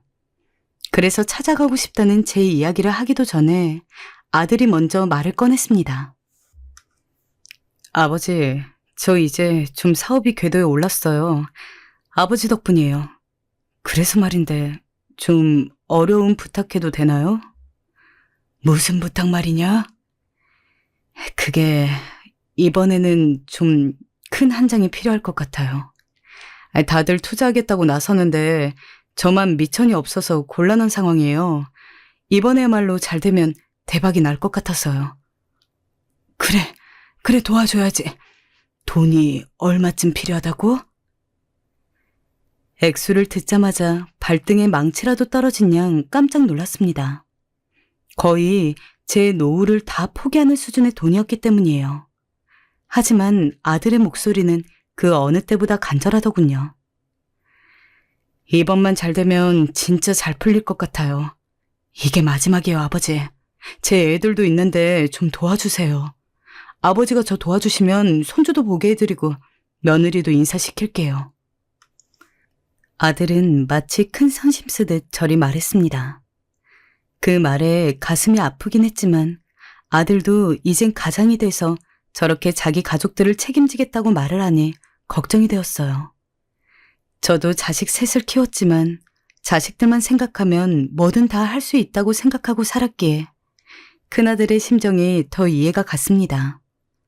솔직히 너무 큰 금액이라 여러모로 마음이 복잡해서 쉽게 답은 안 나왔으나 어렵게 입을 뗐어요. 그래, 그럼 아버지가 어떻게든 해보마. 네, 알겠어요. 부탁 좀 드릴게요. 아들은 제 말에 그제야 부드러운 목소리로 고맙다 하곤 전화를 끊었습니다. 끊긴 전화 음성을 들으면서도 마음 한구석은 참 씁쓸했어요. 돈 때문에 자식에게 이용을 당하고 있었으니까요.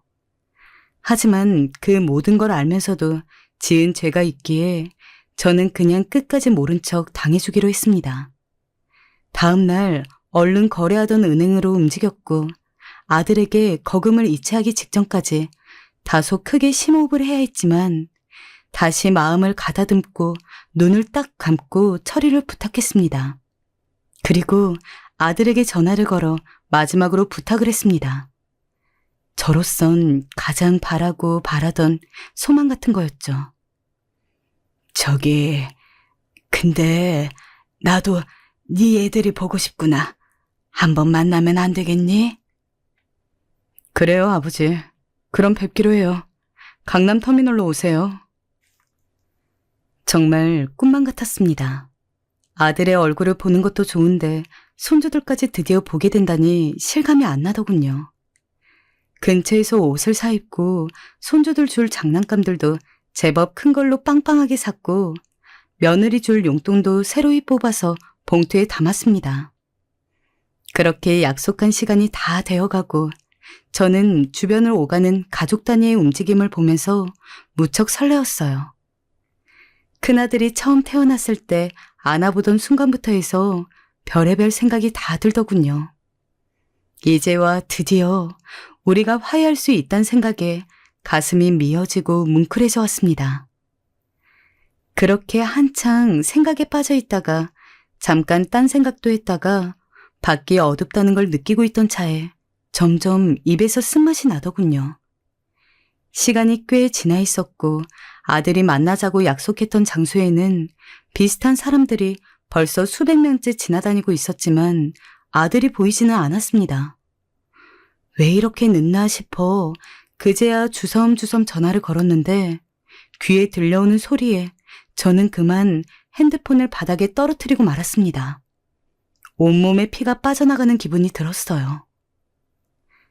지금 거신 번호는 없는 번호이니 정말 머리카락이 쭈뼛 서는 것 같았습니다. 이 번호는 분명히 아들 이름으로 제가 저장을 했었고 아무리 들여다봐도 근래 몇 개월간 연락했던 번호 그대로였는데 말입니다. 옆에 지나가는 젊은 사람들을 붙잡고 묻고 내 사정을 말하면서 한참 뭔가 잘못된 거 아니냐고 물었는데 몇 번 상대해주던 사람들의 말은 하나같이 똑같더군요. 저기 할아버지, 안 됐지만 아드님이 번호를 바꿨나 보네요. 아휴, 딱하셔라. 저는 아들과 만나기로 했던 그 장소에 발이 묶여 그렇게 밤새도록 자리를 뜨지 못하고 멍하니 있었습니다. 다음 날 점심쯤 되어서야 이런 정신에도 육체는 살아있어서 배에서 꼬르륵 소리가 나는 것을 듣고서야 실감하게 되었어요. 아들이 나를 속였다는 걸, 나를 버렸다는 사실을 말이에요. 저는 생판 모르는 사람들을 붙들고 물을 때부터 저는 알고 있었어요. 하지만 누구 하나 아니라고 말해주길 바랐습니다. 아들을 더 기다려보라고, 뭔가 잘못된 걸 거라고요. 그러나 현실은 너무나 차가웠고 저에게 있는 그대로의 사실을 확인시켜줄 뿐이었어요.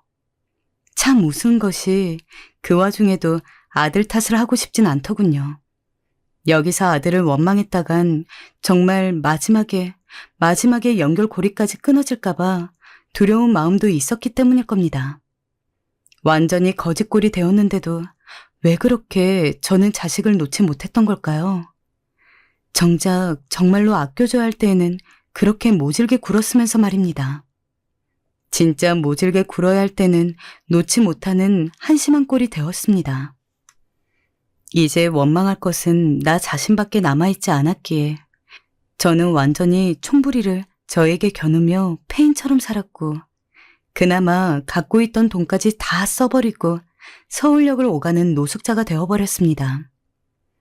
자식한테도 버림받은 내 존재를 보며 저는 스스로 그 어떤 불씨를 붙이고 싶지도 않았고 노력도 하고 싶지 않았습니다. 다만 목숨은 붙어있다 보니 유지는 해야겠기에 1년간 무료 밥차를 따라다니며 얻어먹고 가끔 얼굴이 익은 노숙자들과 소주나 마시면서 근근히 생을 이어왔어요. 그렇게 무건 생활을 해오던 중 매번 보이던 밥차가 지역을 옮겨갔는지 보이지 않더군요. 노숙자들 사이에서는 난리가 났고 다들 먹거리를 찾아 음식물 쓰레기라도 뒤지러 다닐 수밖에 없었어요. 저 역시 당장 먹을 것이 끊겨버리니 이성을 잃게 되었고 그야말로 본능에만 의지해서 음식을 찾아다니고 있었습니다. 어르신, 밥 먹고 가세요. 여기로 오세요. 그러던 중 국밥집 사장님이 제게 손짓을 하더군요. 분명 호객행위였지만 저는 들어갔어요. 돈은 물론 없었지만 정말 너무 배가 고프다 못해 골아서 쓰러질 것 같았기에 얼른 시켜서 먹고 계산할 때쯤에 있는 힘을 다해서 도망가자는 생각으로 엉거주춤 문을 열고 들어갔어요. 며칠을 굶으니 제대로 판단을 하기도 힘들었고 잡혀도 실컷 두들겨 맞거나 경찰서에 끌려가도 좋으니 따끈한 국밥을 양껏 우겨 넣어 먹고 싶더군요. 근데 이때 저의 이 무모한 선택이 일생 거대한 로또 당첨 결과를 낳을 줄 누가 알았겠습니까? 소고기 국밥 한 그릇을 시켜서 우걱우걱 먹는 저에게 식당 주인이 자꾸 말을 걸더군요. 요즘 오던 무료 밥차도 없어지고 힘드시겠네요. 물 좀 갖다 드릴게요. 천천히 드세요. 식당 주인은 계속 먹느라 대답도 못하는 저를 기다려주기도 하고 천천히 먹으라며 물도 챙겨주었습니다. 뭔 말이 그렇게 많소? 다소 무례한 제 말에도 식당 주인은 허허 웃으며 말을 하더군요. 제가 잘못 들은 건가 싶어 그만 사례가 들릴 지경이었어요. 그러게요. 시장하신 분께 제가 너무 예의가 없었어요. 언제든 배고프면 저희 집에 오시겠어요? 사양하지 말고 오셔서 식사하고 가세요. 네? 그냥 식사하고 가셔도 돼요. 대신 저기 다른 분들도 너무 몰려오시면 곤란하니까 아저씨 혼자만 오시기에요? 정말 그래도 되겠습니까? 나 같은 사람에게 왜 공짜로 밥을... 정말로 이 힘겹고 날서 있는 마치 전쟁통과 같은 노숙자들 세계에서 이런 배려를 받는다는 것은 있을 수 없는 일이었어요. 심지어 그 뒤에 이어진 말은 나한테 뭔가 사기라도 치는 건가 싶어 믿기지 않는 말이었는데요.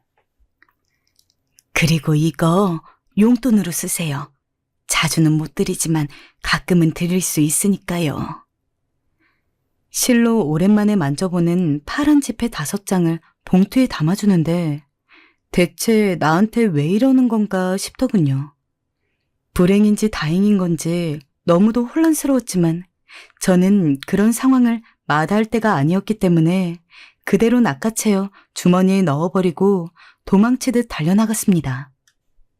이후로 근처 봉사로 오던 사람들도 점점 줄어버리고 완전히 밥을 먹을 수 있는 씨가 말라버려서 그런지 저는 염치도 없이 몰래 이 식당을 더 드나들게 되었어요. 다른 노숙자들 몰래 혼자 와서 끼니를 해결했고 식당 주인은 그럴 때마다 웃으며 저를 반겼어요. 또 오셨네요. 얼른 드세요. 오늘 고기 더 많이 넣어드릴게요. 고맙습니다. 고맙습니다.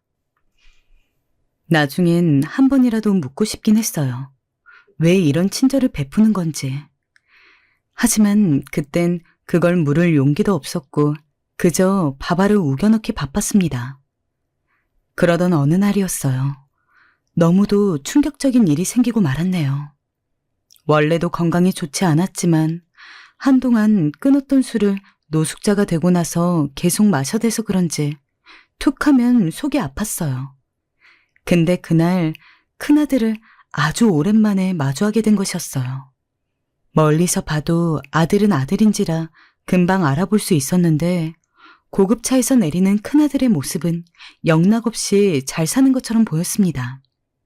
아들을 본 순간 눈물이 왈칵 터졌고 저도 모르게 그쪽으로 발걸음을 옮겼어요. 민재야.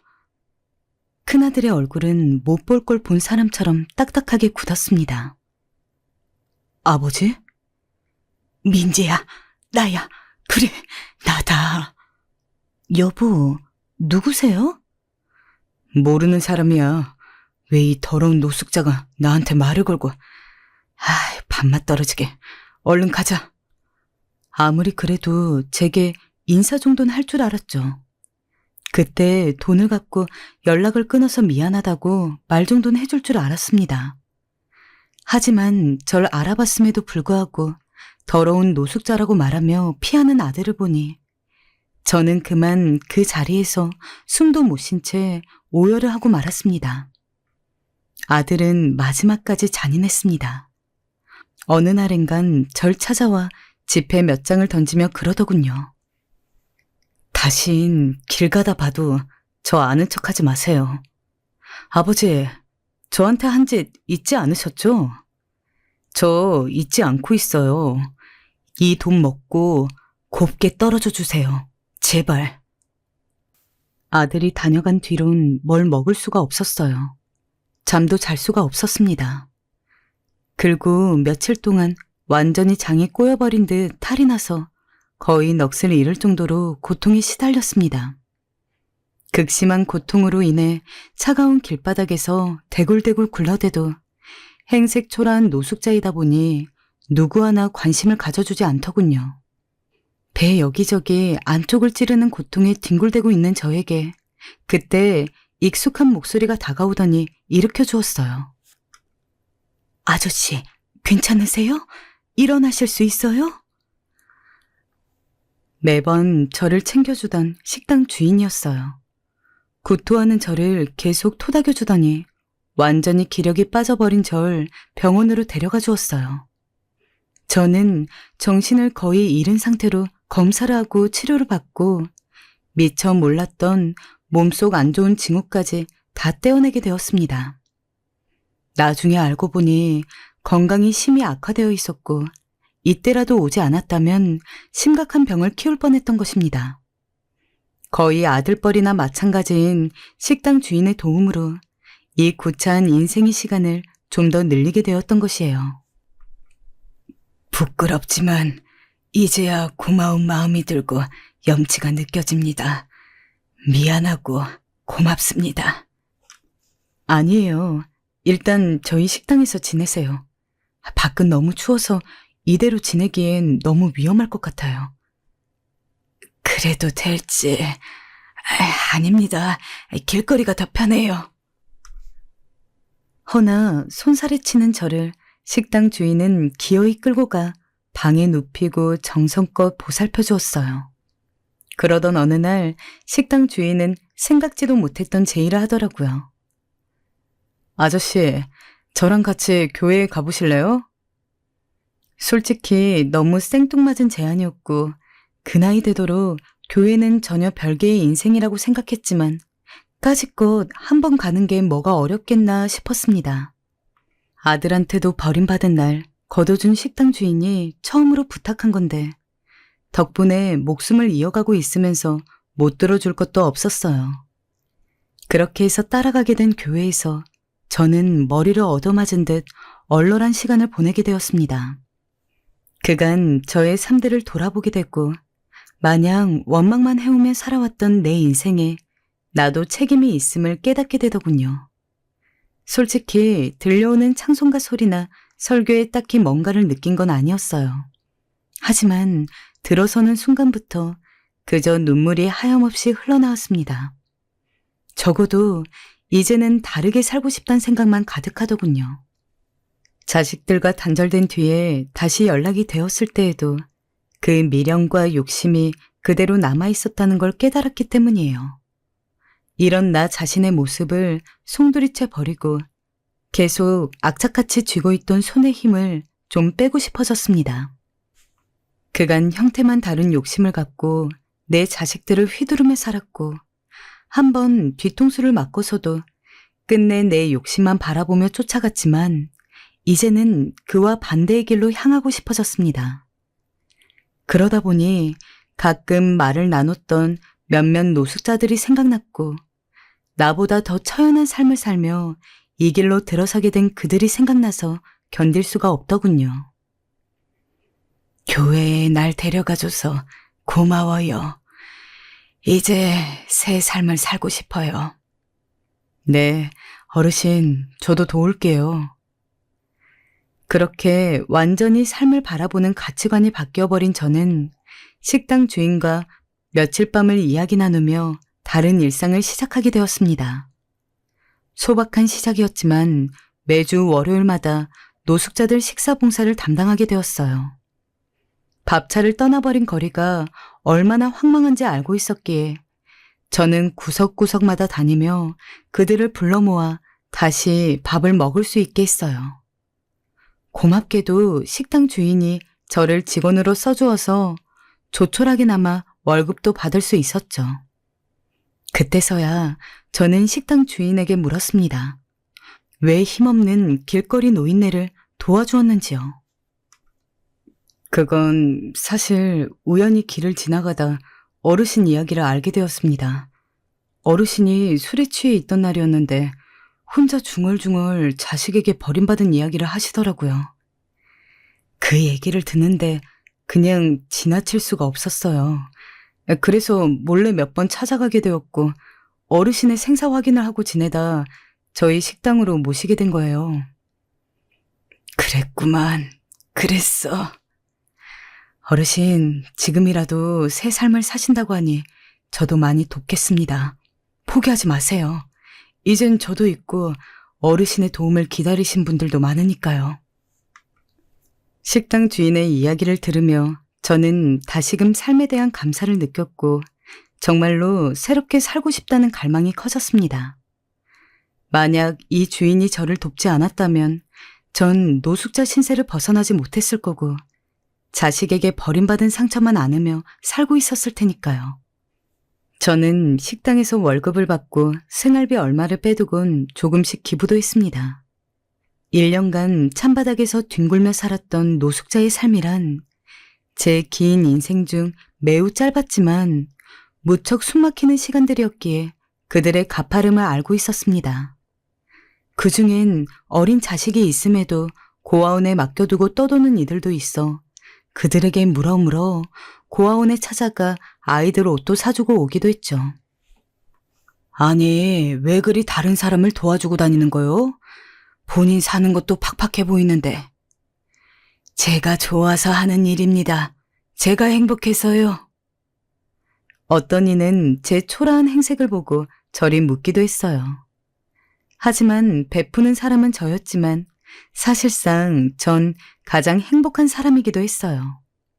그들에게 온기를 나눠주며 제가 더 따뜻해졌고 더 행복해졌어요.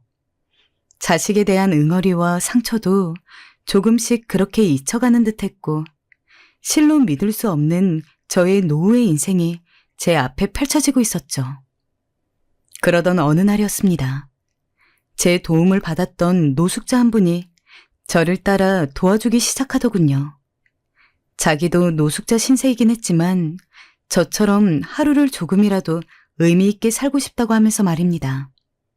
일반 사람들은 엄청난 금액이 하늘에서 떨어진 걸 로또 맞았다고 하나 저는 이때껏 살아보니 마음의 평안함이나 밑에서 끌어오르는 행복감이 실제로 인간을 윤택하게 해주는 거라는 걸 깨달았습니다.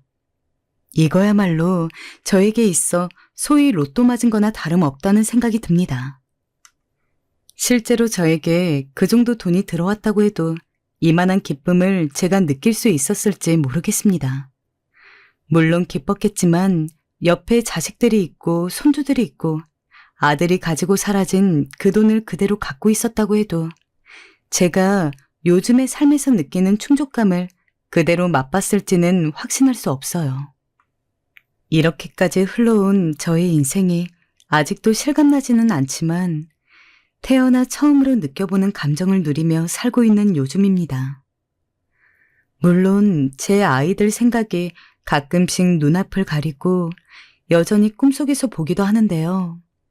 언젠간 볼 수도 있을 거라고 믿어보며 오늘도 저는 여전히 누군가를 위해 밥을 짓고 청소하며 살아가고 있습니다. 이런 저의 오늘이 의미가 있는 것일까요?